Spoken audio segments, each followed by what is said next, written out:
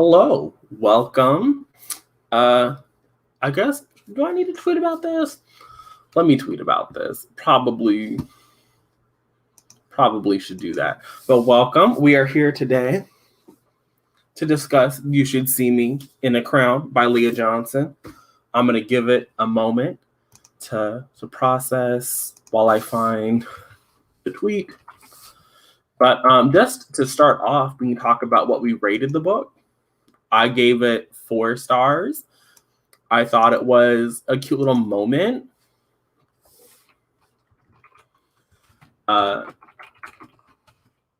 yeah, I thought it was a cute little moment. And I don't know if I would be like, everyone needs to rush out and read this. Other than like, if you are looking for some sapphic, cute town, small situations, then like, of course, rush out and read it. I would love to know what that notification was, but I will figure that out later. This is now. There you go. Retweet that. Okay. Hello. You rated it 4.5. You loved. I would love to know who people who like really loved it, what they loved about it. It was so sweet and so freaking cute. I needed this after all. Okay, I guess if like this is if you normally read a bunch of fantasy or a bunch of like harder hitting topics, like this again would not be a live stream if I wasn't knocking everything over on this messy desk.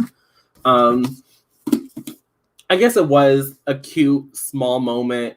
I think because how I read, I'm going to continue to lie and say that I read a lot of contemporary. I think my biggest issue with this book was that it reminded me of the half of it so much, even though they're completely different. And maybe that's, not fair to compare all sapphic situations. But like, it just reminded me of the half of it. And I just enjoyed the half of it like so much more. I think my problem here was that like there was so much going on in Liz's life outside of her romance with, was it Mac? It was Mac, right? Liz and Mac. If I'm wrong, correct me down. I kind of wanted like more. Like there were some nice moments, but then she had that whole situation with her brother being in the hospital and like her grandparents' expectations and her little friendship situation. Okay, Mac. Okay. Whew. I be forgetting character names, and then I come on my channel and I'm like, do people think I read the thing because I don't remember their name? I kind of wanted more with Liz and Mac. Like, I kind of wanted more. But I did appreciate that we had those moments with her family, and it was, I don't know, maybe I wanted it longer. Because again, this is also pretty small. It was only like 330 pages. I think it could have been a little longer. But again, I also gave it 4 stars, so I didn't hate it. Like, I do think it was a good book. Let's see here. You gave it 5 stars. You read it months ago. You also gave it a 5 stars. You don't read a lot of contemporaries, even a lot of romance. This is a breath of fresh air. That makes sense. I barely judge sapphic YA contemporaries. I want cute scenes and fun character. Okay, yeah, I think that works. Then, like, if you were looking for cute moments and some fun characters, this definitely delivered on that. I will say I did appreciate it. I liked the framing device a little bit. I liked how we needed this scholarship situation. And I liked how prom was very important in this small town. Like, I did feel like this was like an actual place. But even as we were like going through the book, maybe this is just a problem of YA contemporaries in general, but I don't even know if I would say it's like a YA contemporary problem or just like a rom-com problem. But I think because I knew that it was a rom-com, I knew that Liz was going to succeed in the end. And I don't know if I felt like the story made me think she was going to succeed or just the genre did. Like when we were going through all of the motions, it's just kind of, I don't know if I believed Liz was winning prom queen. You know what I mean? Like I did think she was going to get to the court for the same reasons she did. Like there were elements in her favor that were going to get her to like, okay, people can vote for you. But I didn't know if people were actually going to vote for her. I didn't know if I believed that part. Yes, Amanda is Liz's girlfriend. I didn't care much for the romance, admittedly. I just preferred the family stuff. I think I preferred the family stuff. I did. Her brother was great. I liked how her brother was kind of like pushing. I appreciated that whole dynamic. I think what also bothered me in the romance was that I don't know if I believed Mac as a character would do. Okay, so we talk a lot, or I don't know if we talk a lot, but when I think just part of the conventions of a romance situation is that third act misunderstanding. And I don't know if I believed that Mac would have that misunderstanding the way it was written. The way that Mac was introduced, being this person who was like standing up for people and like being super knowledgeable, I didn't know if I would believe that she would then be like, how could you do this? And then break up. It was a weird moment. And so I was like, I know we have to have it, but I think that also just like lowered it a little bit. I think I wanted a few more, but to me, the grandparent expectations weren't that necessary for me. I mean, they didn't do much for the plot, but I liked her having a fleshed out family unit. Again, because I read a lot of even a lot of fantasy, you don't get really family dynamics. But in YA contemporary specifically, I feel like family units are kind of like, there was a whole era where they were kind of pushed to the side. And I think that in this new era that we've entered, we get to see a lot more, even if it's just like sibling bonds or parental bonds.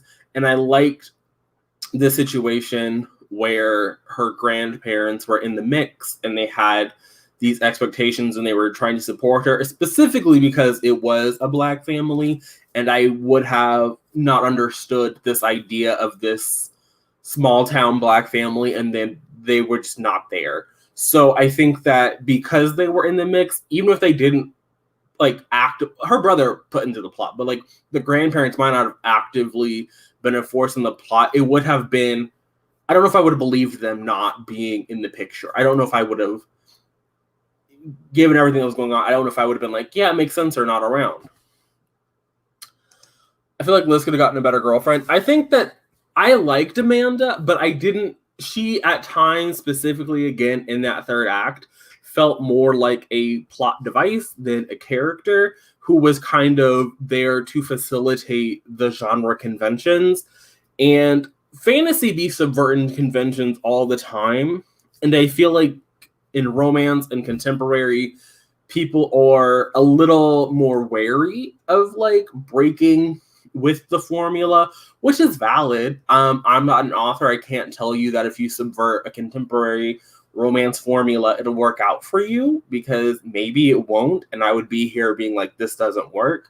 But again, because she was introduced as this character who was knowledgeable and supporting people, for her, maybe, I don't know if I want this to be dual POV. I don't know. I don't know if that actually would have solved anything.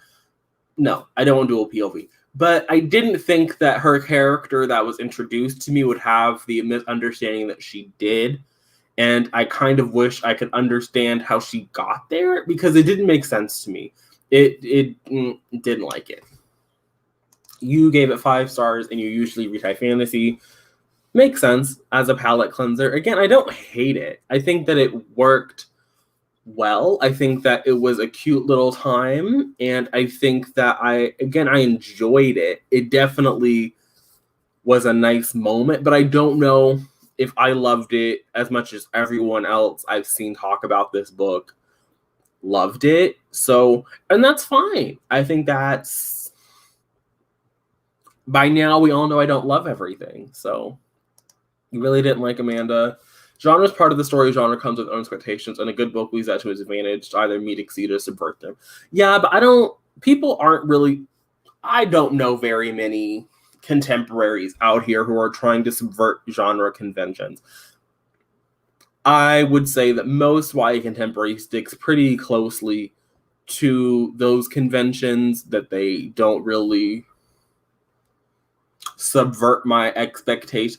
Maybe they no, I don't think they subvert the conventions. Maybe they subvert my expectations, but not they seem to be like, this is the third act, here is our breakup, and that's fine. And again, even with the eventual crowned winner, I was like, you are very clearly going to get there. And even though there were moments where Liz had like a setback and she had to like work through, I don't know if, I think that the real interesting thing in the story was that what played out with Liz and her friend.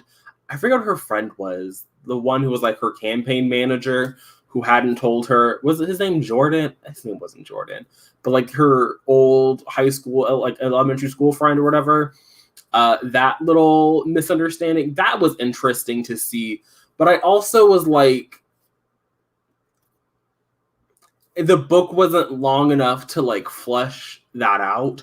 And I also, maybe Gabby, there we go. Gabby and Liz, that dynamic, and her old little friend. I didn't know if that situation, I think that what was supposed to like come from that was like, oh, Liz had been like hiding her light under this bushel because Gabby told her, or because the homeboys told her, what are you wearing or whatever. And then she like became, I'm going to wear beige all the time or whatever. I'm going to be a wallflower. And I don't really know if she blossomed out of that when she found out that he tried to apologize for that whole misunderstanding.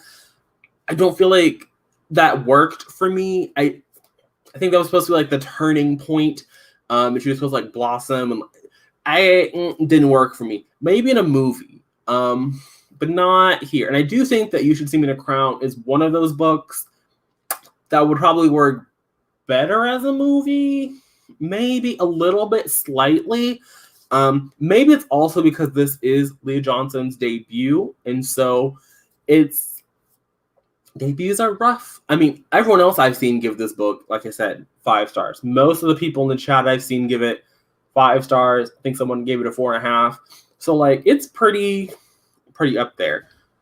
Yes, I wanted to like it, but again, it was another one of those things where I appreciate Leah Johnson attempting to do a lot of levels here. I think that there were a lot of threads, which for me is really refreshing in a YA contemporary. Again, with this new era, I see more authors embracing this like A plot and a B plot. We got some C threads going on as well. But again, I don't know if the book was long enough to really flesh it out.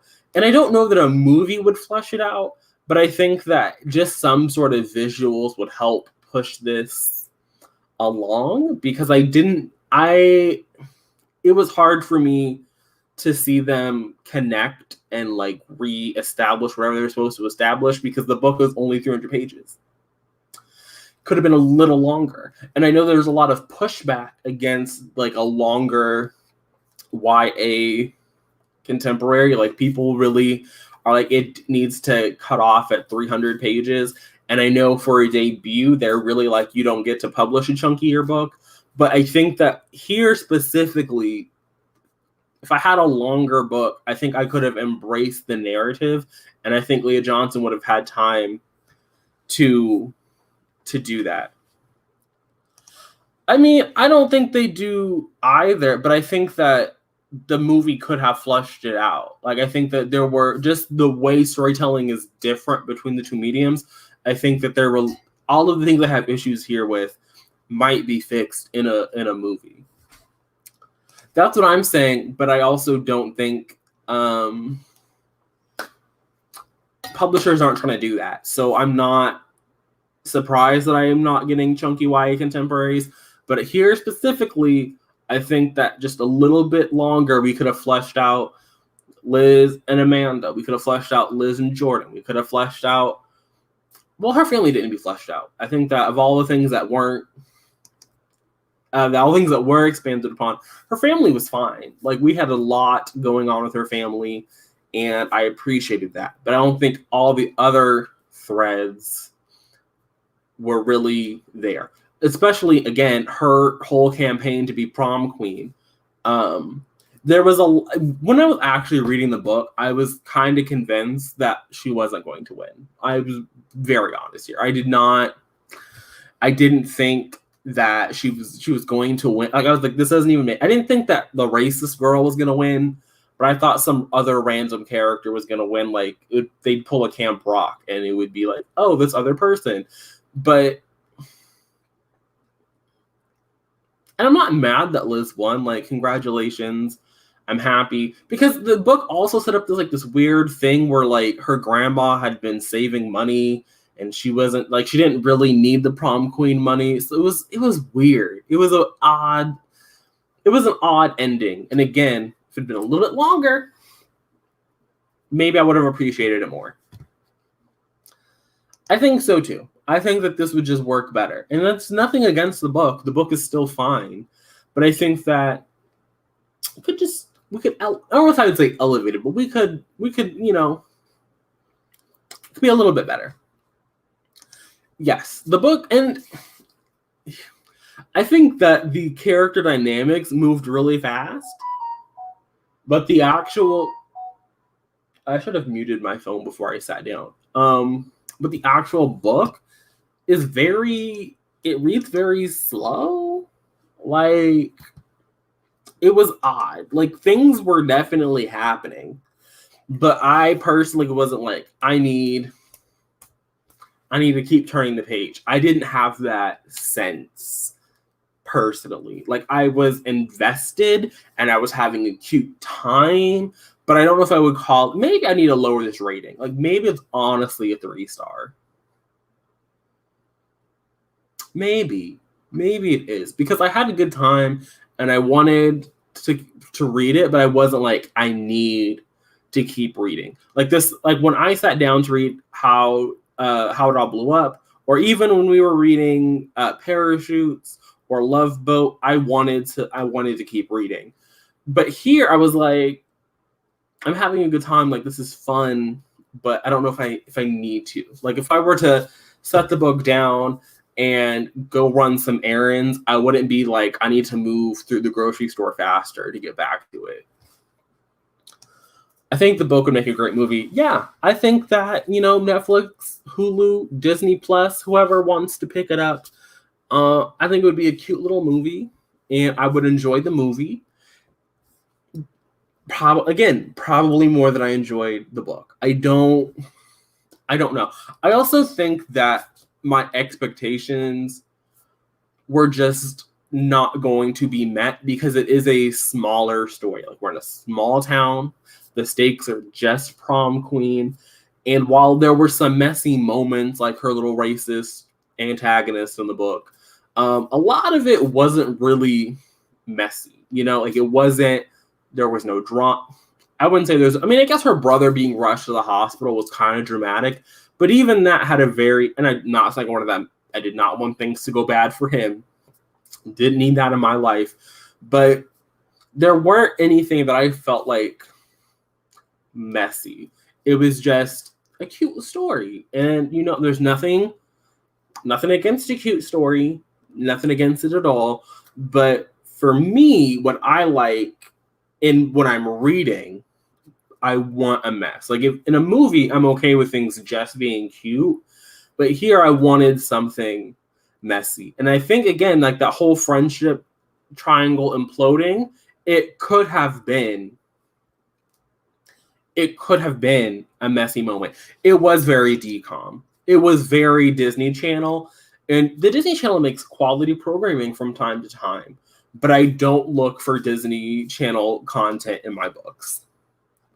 And you know what? I think that the Disney Channel, they want some LGBT content. I think this would be right at home on their service. You can get a nice little part. I don't know who's on the Disney Channel now, but you can find one of them, give this a little movie, and it would be cute. It'd be a cute time, and the whole family can watch, and it would be a nice little moment.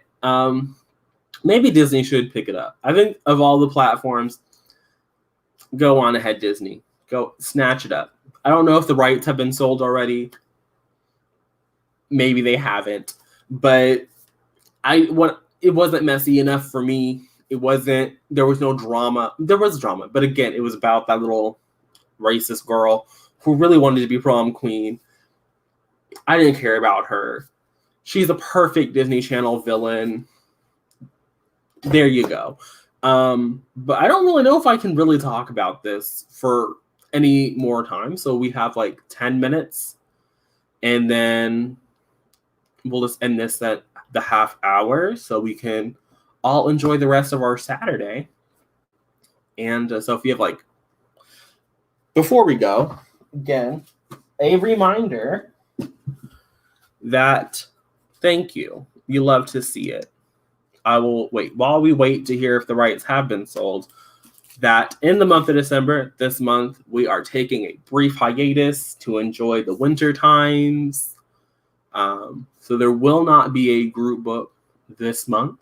When we come back in January, we'll be reading Permanent Record by Mary H.K. Choi, my favorite book of all time, which is also, maybe it's on the same lines as You Should See Me in the Crown in terms of mess and drama.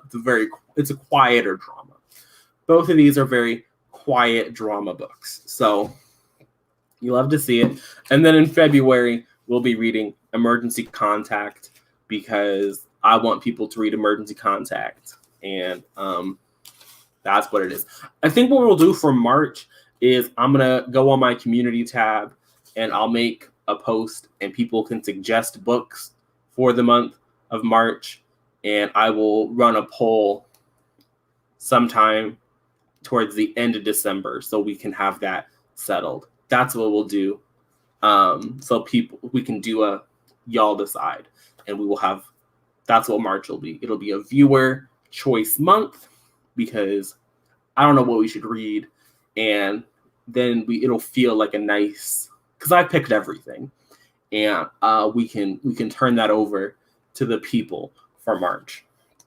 I am so excited. Again, this favorite book of all time right here. I'm not sure if I'm ready to hear y'all drag it, but that's what we'll be doing.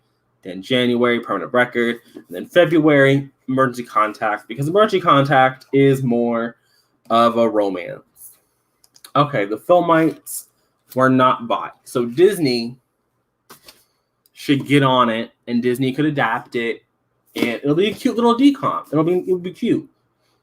It'll be a nice little moment. I think the Disney Channel people, I think anyone who watches the Disney Channel would really appreciate You Should See Me in a Crown. I do think that's probably more the target demographic. Not really me, which is fine, because I think that going into You Should See Me in a Crown, I kind of knew it's not the target demographic. But I'm not mad at it. I'm not distressed that it wasn't for me, because I enjoyed my time with it. It was a cute moment. The moment has passed. I will move on. I will survive. But I'm happy y'all enjoyed it. And I will say that I'm happy we did not have another of Curses and Kisses, because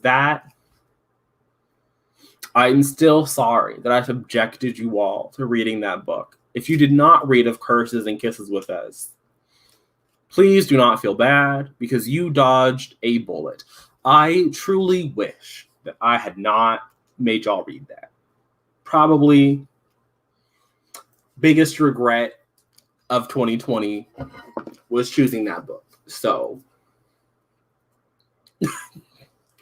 I'm happy that so far, I think that's been our only dud so far. So if we only had one truly wasn't into it book, I'm happy we've only had one. Although, again, I am expecting not everyone to enjoy Permanent Record. You really should be, because that... Again, I'm still so sorry. I don't think I could ever make it up to people for asking y'all to read that, but just know that you have my deepest sympathies, and hopefully we will... Again, Permanent Record might be one of those for other people. Could be. I don't know. But I'm hoping that it won't be. That's true. That's true. Maybe, but I also think that we have been going for a lot less time. We haven't had... I don't think so many people... There were some people who didn't like Parachutes, if I remember correctly. It wasn't the biggest hit. Love Boat Taipei, I think, was pretty solid. Pretty solid. But I think of Curses and Kisses, I don't know anyone. Maybe I'm projecting. I would just watch. I don't if you really want a Beauty and the Beast retelling, you can definitely find one that is better. I don't know if you can find a better one that's contemporary, but even the contemporary one tried to it was weird. The moment you know what? Go watch the live show. We talked all about it.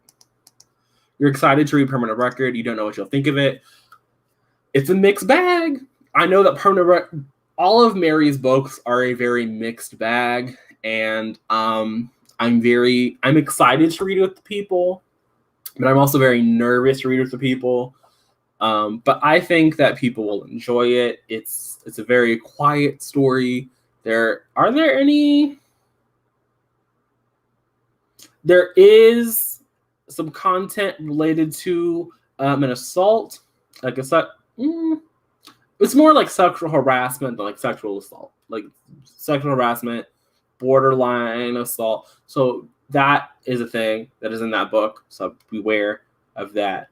But it's a very interesting story. I'm looking forward to talking about it here on the channel. You have 2 months because he's running out of time on reads. Yeah. So I'm gonna try in 2021. I want to do better about announcing things in advance. 2020, we were very last minute. So that's why I'm trying to get people, like, I'm trying to like remember that people have like library wait times and all of those things. So we're going to try and do better in 2021, which is why we've announced January and February. And then March will probably be announced again into this month. I'll try and be better about that because I do feel bad. I do not my greatest thought process. But I think with that said, I feel like we've talked about everything about You Should See Me in a Crown. We've gotten through the announcements. Unless the chat has anything more to add, let me just pull it up over here. What is this? Okay, no, that was not a new comment. I'm not going to keep you guys for any longer than I guess I really need to. I don't want to deprive you of your lovely Saturday afternoon. So there's nothing. Okay, 1 second. We got some comments. Thanks for coming. I have not done reading sprints for the book club yet. When I announced it, people, like on the community tab where I asked if people wanted a book club, people wanted like a mid-month check-in. But maybe that would be interesting. Reading sprints on my channel are cursed, so I don't know. But I do like the idea. I like the idea of doing them. So maybe I will introduce this in January. Something to think about. I might do that. Follow the choice. I don't really update the Choices Twitter. I am very bad about updating the Choices Twitter. But if you follow my Twitter, you will definitely see the tweets if I announce that. And so maybe. I'm not ruling this out. Every time I do a reading sprint, people leave the channel. Like, I do a reading sprint and people are gone. I show up the next day and I've lost like 50 subscribers. So reading sprints on my channel are cursed. Don't know what that's all about. But maybe I might bring in some choices, book club, reading sprints. It's an idea. If I do, they will be here on the channel. I will tweet about them. So follow at least my Twitter, and you can follow the choices one. But that one, again, I'm very bad at updating. But I'm actually going to leave now because, again, trying to let y'all enjoy your Saturday. Thanks for coming. I can only relay what happens, and I don't get it. But I will go. If you need me, again, you can tweet at me. You can leave a comment. But I'll see you guys around. Thanks for coming. And yes, I hope you all have a great day as well. I'm actually leaving now. 5th time I'm saying that. Where's the button? There we are. Can we